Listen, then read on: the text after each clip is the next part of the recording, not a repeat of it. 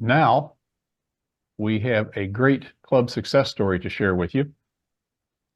And this is a classic case of what I call a new sheriff in town. In this case, a couple of new sheriffs in town. They recognized that their club had managed its way down from 67 to 47 members over only 4 short years, and that something different had to happen.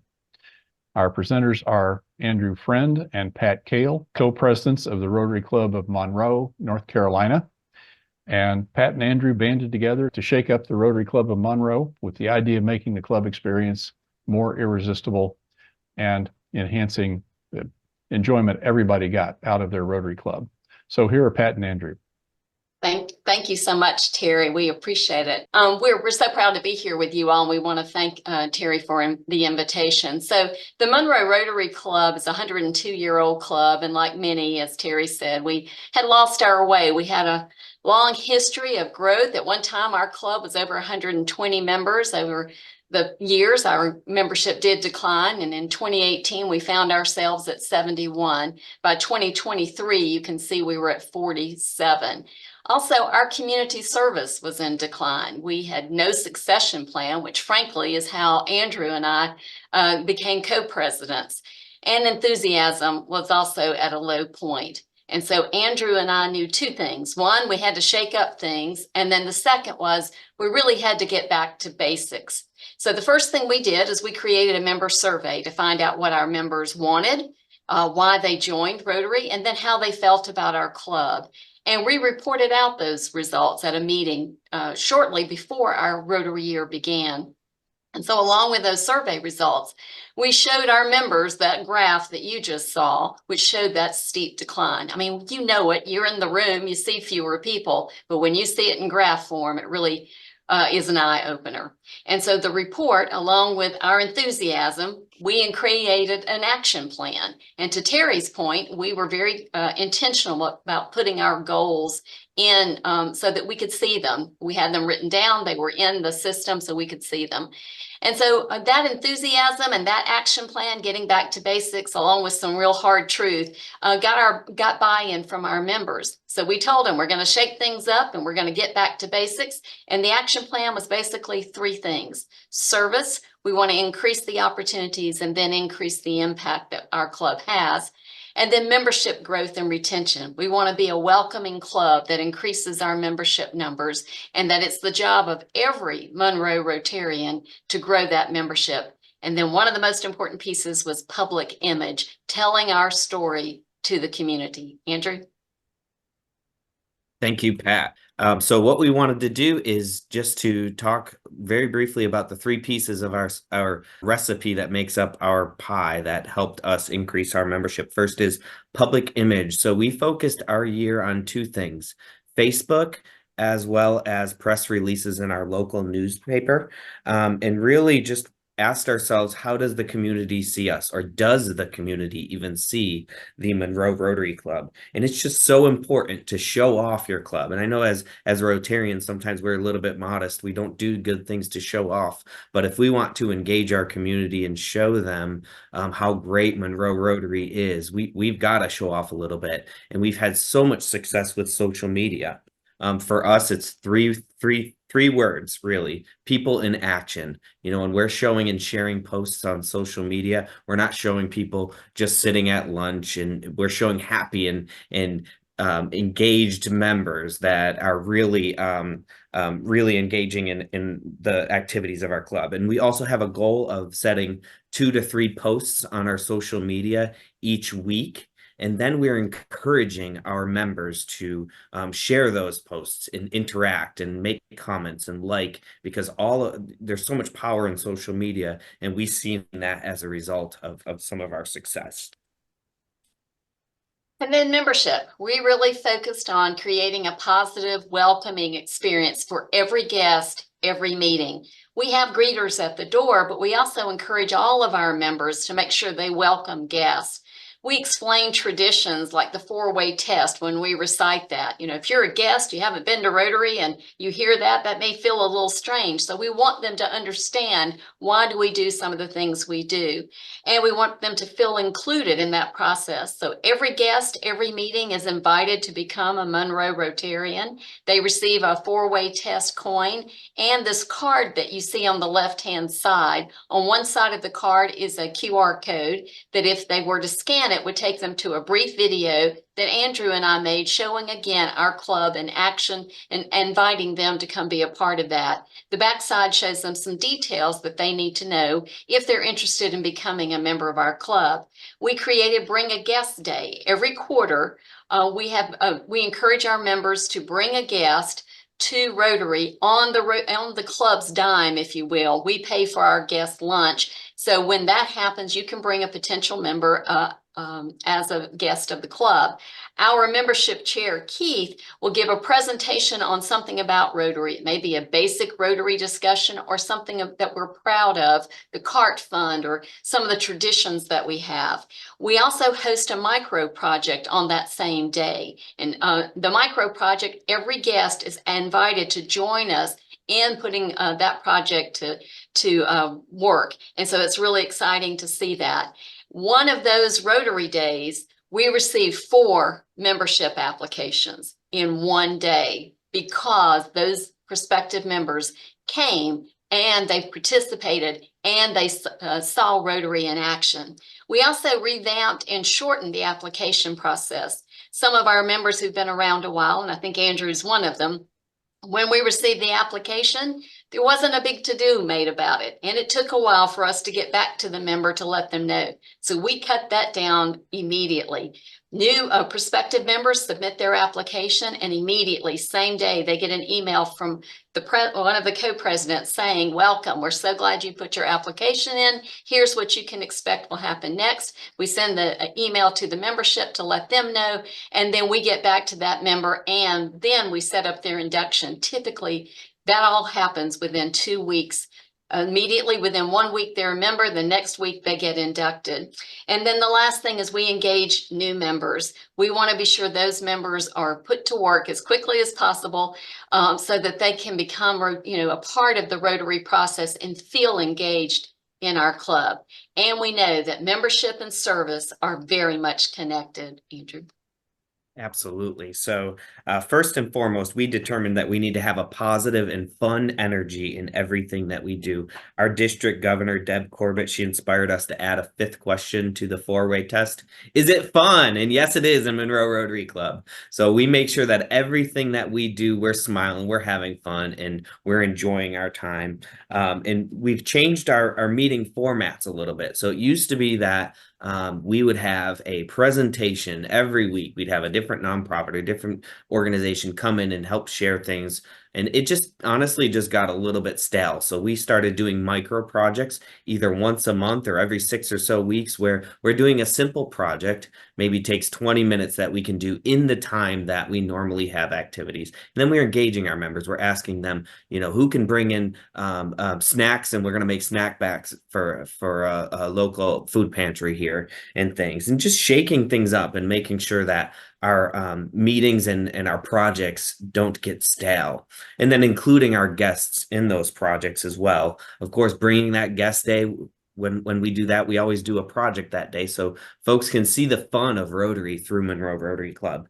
And as one of our great members, John Yermak, shared with Pat early on before we started our Rotary year, making sure that every member has a job in Rotary and how they can serve, because really that service is the core of why everybody joins Rotary. And then one other thing that we did is we celebrated our successes.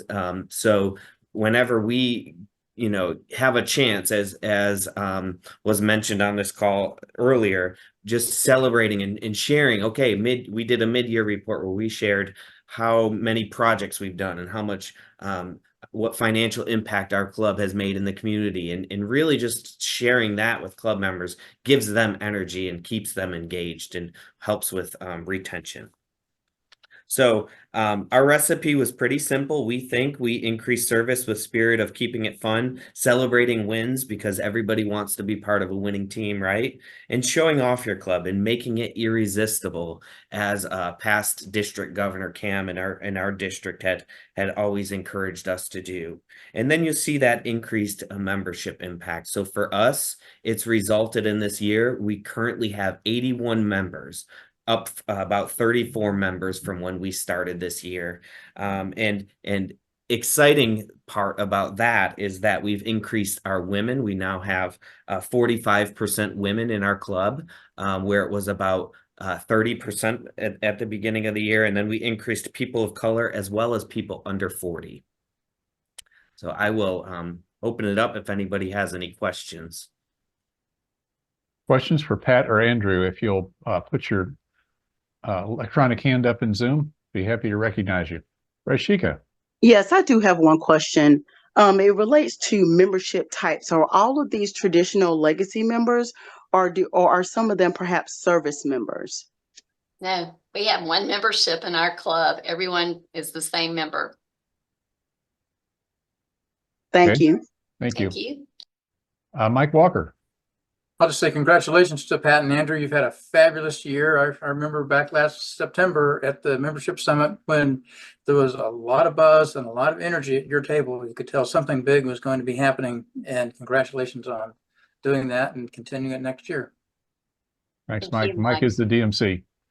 Sean? Jerry, I have been a student of membership for some time, as a lot of people know, and I'm always looking for new ways to try to make things better. But I also acknowledge that I'm only one person. So my question for this stellar team would be, how did you get the buy-in from the other people in your club to want to join in this, membership march, if you will? Because I'm sure it took more than just 2 out of 50 people to make it happen. That's a great point, Sean.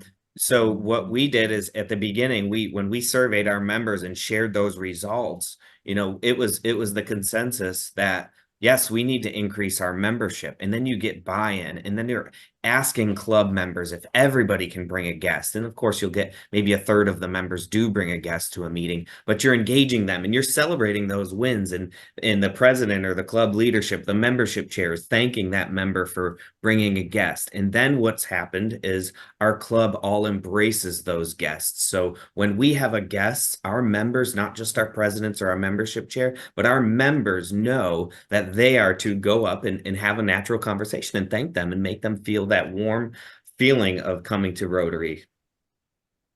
So how do you plan ahead for the pushback that you're going to get from some of your members, particularly the ones perhaps that sit at that table, if you know what I mean?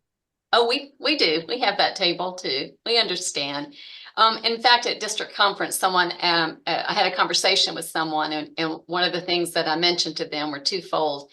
One is that go back to the graph. If you go back to the graph, you see we are at 47 members. So we can choose to continue that pathway, which means that next year we may have 30 members and we're on the wrong side. That's the first thing. The second thing is, quite frankly, without the buy-in, we basically said in this very energetic, cheerful voice, we have to shake things up, or our club, which, by the way, is the mother club of 4 other clubs in our county, is one of the smallest clubs in our county. So either we got to change things up and you all have to join us in that effort, or we're on the downhill slide. I mean, we have to be real here. So while we're energetic and smiles, we're also very truthful. The other thing too is, as Mike, we had great leadership from Mike, and also we're very blessed that John Yermak is a member of our club, and I call John the sand that creates the pearl in the oyster, because he always reminds us of the reality of things. But that table, I think, also are made of people who want to be successful. So to Andrew's point, when we're celebrating a member who's brought in 2 new members and we're making a big deal out of them, even that table, wants to be successful too. And that was a nice shout out for John Yermak. If you'll unmute yourself, John, you had a question or comment?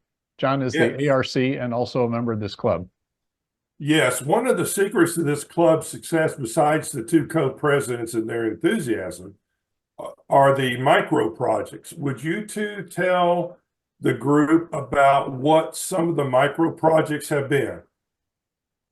Sure. So for the micro projects, we try to keep it simple. We did snack bags for a local nonprofit. We filled backpacks for foster kids, foster youth in our local DSS.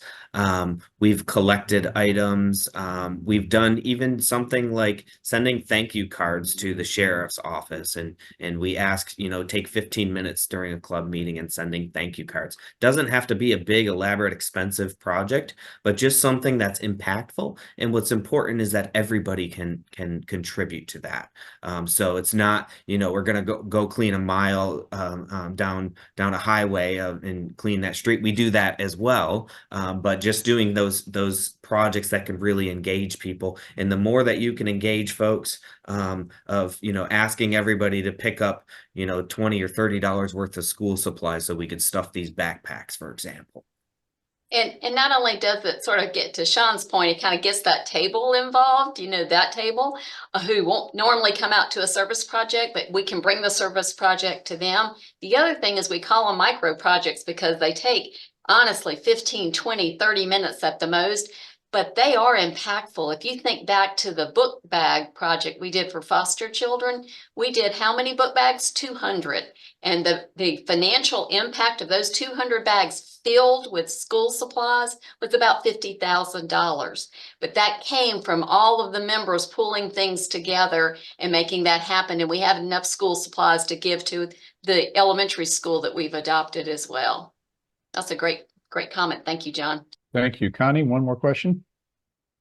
Yes, that table, you talked about that table. Did you lose any of those old traditional members through this process? Nobody actually left. I think that always is a fear when you change things up significantly. Yeah, we have been fortunate. I think the other thing is we are very respectful of what we call our originals. If you've watched the Guilford Rotary Club, I think they did a great job. I love the originals. We've been very respectful of their attitudes and who they are. We know that we're bringing in things. I'm sure when we said co-president that they, what? But the truth, so we've been respectful and I think welcoming and loving on them as well. But we just keep right on moving this train forward and we just let them sit in the caboose. It's all good. It's Albert? all good. Well, congratulations. Thank you, Thank Connie. you. You're very kind. Albert, unmute yourself. There you go. Absolutely outstanding. I just absolutely love this. You have 33 members so far, and that's absolutely just incredible. So congratulations to the Monroe Rotary Club. Our question would be retention, because that's one of the things that we're seeing some in our district. What are you guys doing to keep them engaged? Because I understand within the first 3 years is when we lose a lot of people. You've had so much growth. That's a lot of folks with less than 12 months of service or 12 months being a member of your club. What are you guys doing for that engagement? Well, that's a great comment, Albert. And believe me, John Yermak reminds me of that every time I see him, and I love him for it.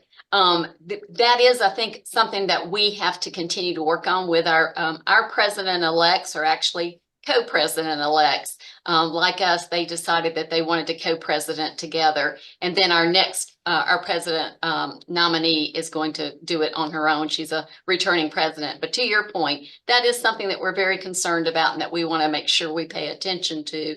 We'll be past presidents next year. And Andrew and I have a couple of big projects that we've been working with our club on, and that we hope that enthusiasm will continue. Also, to Andrew's point, he's one that reminds me of this often too, is we've got to keep them engaged. We've got to be sure that I met with someone at district, and I'll be very brief, but someone at district said to me, well, when we changed the attendance requirements, we've got members who had perfect attendance and they don't want those new members to come in and be at the same level as them. And what? When we think like that, that's when we lose members. And so from my perspective, we've got to just keep them engaged, keep loving on them, make sure our member care team, which we established, is doing the same thing. And Andrew, I'll stop. Do you have anything? No, I will say, Pat and I have just gone through our membership roster, and there's just a probably like a handful that we do have to have a conversation with that hasn't paid their dues. So the 81 will probably end the year maybe 3 shy of that. We're predicting, but yeah, as far as just retaining them, just keeping that positive energy and keeping Rotary exciting is so important. Traditions are great, but you know, traditions can make a new person feel awkward if they're not familiar with that tradition. So explaining those traditions, explaining what the 4-way test each and every time that we recite it afterwards, makes somebody more comfortable. Thank you, Pat and Andrew. Great, inspiring, and enlightening message. And I just wanted to kind of recap some of the things they talked about. They talked about first stage of the game was recognizing that they had a problem, recognizing they had a situation. And now this is not a brand new playbook. They mentioned the Guilford video that Ron Pierce did. I put a link to that in the chat box. If you haven't seen it lately, you might want to take a look at it. But what they did was they followed the playbook of club culture change, starting out with helping the members understand that where they were wasn't okay, and basically resetting the bar. We've got to grow this club rather than decline it. And of course, the author of a leading book on that topic, Leading Change, John Cotter, says if you can't get everybody's attention, create a crisis. Well, Pat and Andrew, thankfully, didn't need to create a crisis. They already had one. It's just that their members didn't know about it.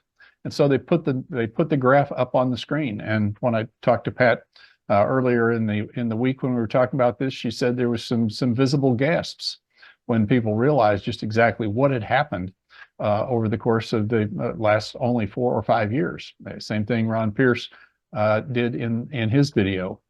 Then they reset the bar. We're going to get back into the game that we have played in before. They asked the members what they wanted. They did a member satisfaction survey. They didn't happen to use the one in the Membership Success Center. They created their own. That's fine. But they went back to the members and then they said, here's what we heard and here's what we're going to do different as a result. And then they also trained their members as to how they could play in this game. They taught them how to use the social media tools, how to not just but also extend social media links to other people in their network.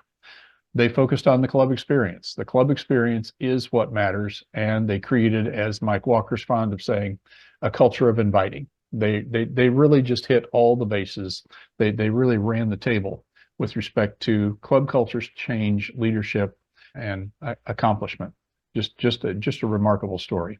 Thanks to both of you. And thanks again. Another golf clap for Pat and Andrew. Can I add one more thing to your summary, Terry? Sure. One thing that we did is before we had actually started our Rotary year is we sat down with John Yermak, who told us everything we needed to do, and all the credit goes to John. And he's going to shake his finger, but I'll tell you it's true. One of the things that he had recommended that we do is watch a couple of YouTube videos, and the one of this guy named Bob, I don't know his last name, from Guilford County, and John can share that. He had given us so many suggestions in this YouTube video. Is about a 20-minute video that if you haven't seen that, I encourage you to watch. And we showed that to our board as well. Great. Andrew made a point as well. He used the term simple. And the fact is that there isn't a lot of rocket science in this plan. It's just incredibly well executed. And what I'm fond of saying is that, growing membership in a Rotary Club is simple. It's just not easy. You have to work at it.